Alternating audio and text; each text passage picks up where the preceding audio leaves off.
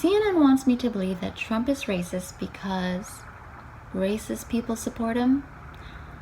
Well, there are plenty of racist people on the left I've noticed. Demanding segregation based on race, that's racism. You're this color, so you get treated this way. You're that color, so you get treated that way. That's the very definition of racism. You can call it reverse racism, but it doesn't even the score. You can't have people alive today pay for the mistakes of people in the past. None of us wants to be accountable for the mistakes of our grandparents or great-grandparents. If they murdered somebody, should we go to prison? Let's treat each other the way we want to be treated ourselves. That's the golden rule. And it may be the only common ground we have at this point. So let's cling to it. Donald Trump's propensity to want to build walls and close borders, that's not a race issue. That's a nationalist thing. You don't have to like nationalism, but it's not a sin to be a nationalist. Nothing wrong with being a globalist either. There are pluses and minuses to both. Neither nationalism nor globalism has anything to do with racism. Donald Trump may be sexist, I don't know, but a lot of men are.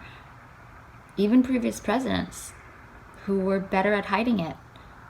It would be great if we could, at some point, have a female president. I'm all for that.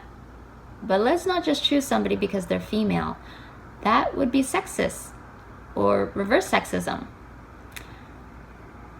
It would be great if we could one day get to the point where we don't have to know a person's gender or color to be in a post-racist, post-sexist, colorblind society.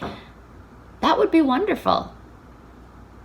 Then we could finally stop accusing each other of being racist unconsciously. And instead of saying, you're racist, no, you're racist, we could instead be saying, your idea is bad, no, your idea is bad. Wouldn't that be so much better to be debating ideas rather than subliminal motives? I very much care about the environment, as do all Republicans, I assume. If you're human and you have to remain on this planet with the rest of us, how can you not care about your home, your planet? But what I think distinguishes Democrats from Republicans on the environment problem is realism. I see Democrats as wishful and hopeful and Republicans as realists. Everyone shares the desire to protect the planet, but desire alone doesn't serve a purpose. What we need are actual, concrete, workable, realistic solutions that take everything into account. Yes, solar energy is wonderful, if we can figure out a way to harness it and store it more efficiently and not pollute the planet doing so.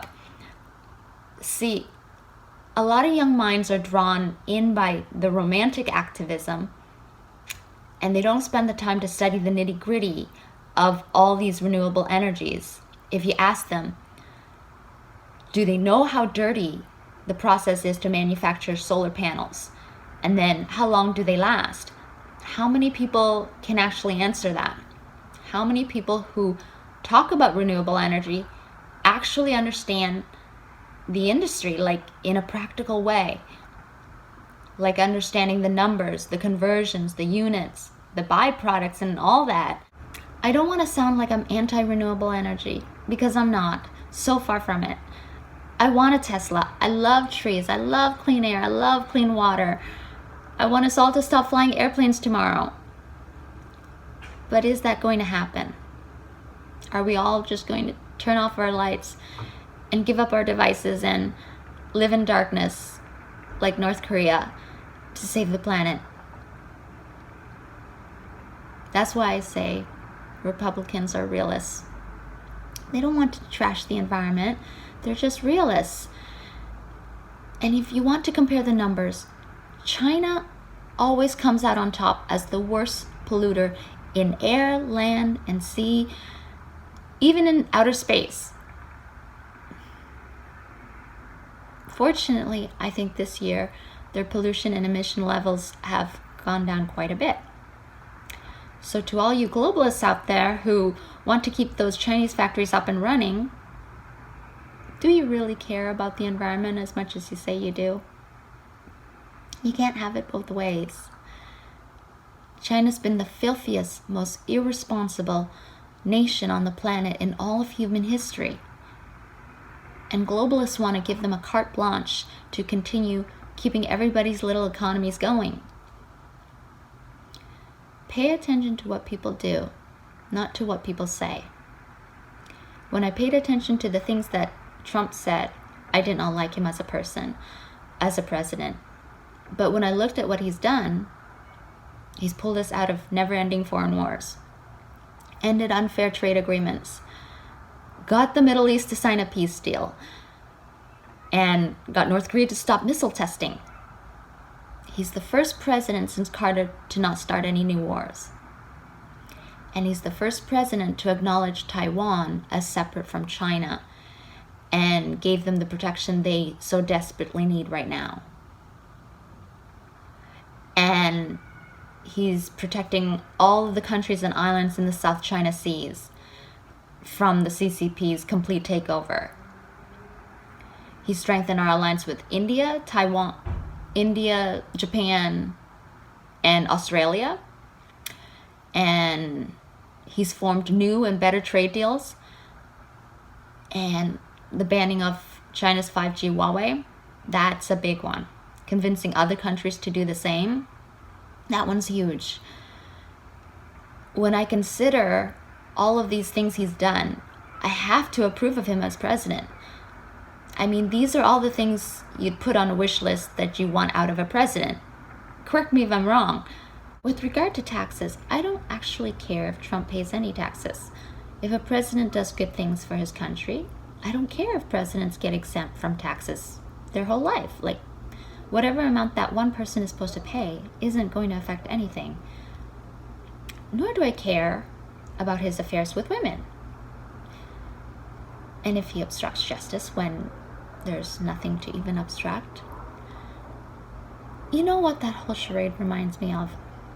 When Bush wanted to go into Iraq and he claimed there were weapons of mass destruction that we had to go in there for. Well, how did we all feel when it turned out there were no weapons of mass destruction?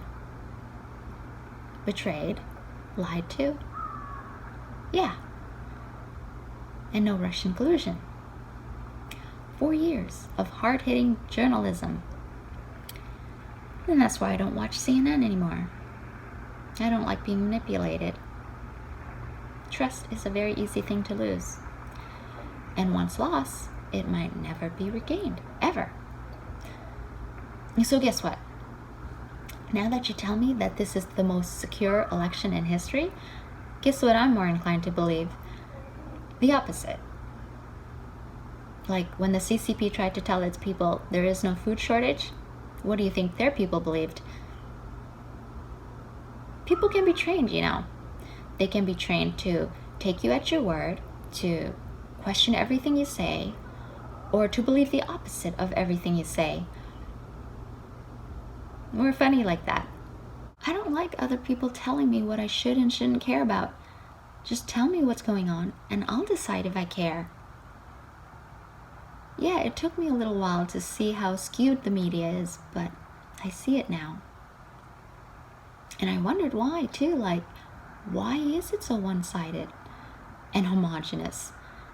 There must be a reason. Well, there is. Follow the money, the saying goes.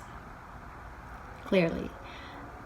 I'm just not in the finance world, so I didn't realize how interwoven and connected the stock market, people's retirements, livelihoods, universities, Hollywood, and Silicon Valley, how all these industries are so hooked on globalization and business with China. That's why Trump is the personification of evil. And maybe that was already obvious to a lot of people, but that was a light bulb moment for me. I had thought, because I watched so much CNN, that people were getting hung up on his speech and misconstruing it as racist and sexist, which some people are, but there's also this huge swath of people who want global policies for economic reasons. And they aren't seeing where that's going to lead down the road. Technological control and surveillance in the hands of China. I don't want to be around to see that happen. Say no to the Chinese social credit system. That is a horrible way to go. But yeah, I see now that all the racist, sexist accusations made against Trump, I see those accusations as smoke and mirrors to what people truly fear, which is decoupling with China. And maybe the idea of decoupling is so abstract to ordinary people that they can't feel strongly about it. The racist, sexist cards get pulled because that is something that can invoke a visceral emotional reaction in people. So if you don't understand decoupling, just hate Trump because he's racist and sexist. I, for one, am for decoupling. I understand it'll entail a lot of harsh realities that we don't want to deal with, but the alternative is worse. Much worse. In Section 230, when I learned about Section 230, that just made it all come together for me with regards to Facebook and Twitter. They need Section 230 to exist in their current form, because without this protection, they can get sued all over the place. And Trump is trying to reform it. So it's all about self-preservation. That's what it comes down to.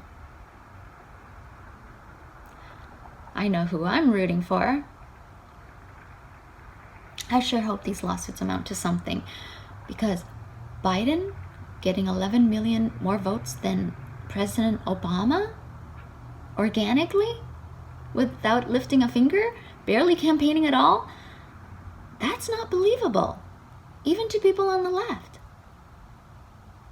I am kind of a leftist. I was a leftist. I don't know what I am anymore, but I do know that the numbers don't add up, even on a percentage basis. Because the population grew a little bit, Biden still got a higher percentage than Obama. And the argument that those are anti-Trump votes, I don't buy that, because anti-Trump votes didn't get Hillary elected. So, also, Trump's support didn't wane over the past 4 years. His support grew. He got over 10 million new votes this time. There aren't enough anti-Trump votes to push Biden head and shoulders above Obama at the height of his popularity. No matter how you try to look at it, it doesn't add up. It just doesn't. So yeah, we're gonna need some kind of explanation here. The most important thing is that people aren't misled into thinking that their vote counts when it doesn't. For the sake of all voters and the sanctity of future elections, can we have more transparency? Can we have the assurance that it's not a waste of time to go stand in line and vote? No matter what happens, it's not the end of the world. Whatever the outcome, I can handle the truth. I just want to be able to trust the source. We've built ships that can go to the depths of the ocean and the surface of the moon, but we can't set a voting system in place that ensures people's confidence. In every election, the losing side always suspects foul play, and half the country will always feel cheated because we don't have a good system in place. So why don't we fix the systems and machines so that no side ever has to feel cheated? I don't think I'm being biased suggesting that.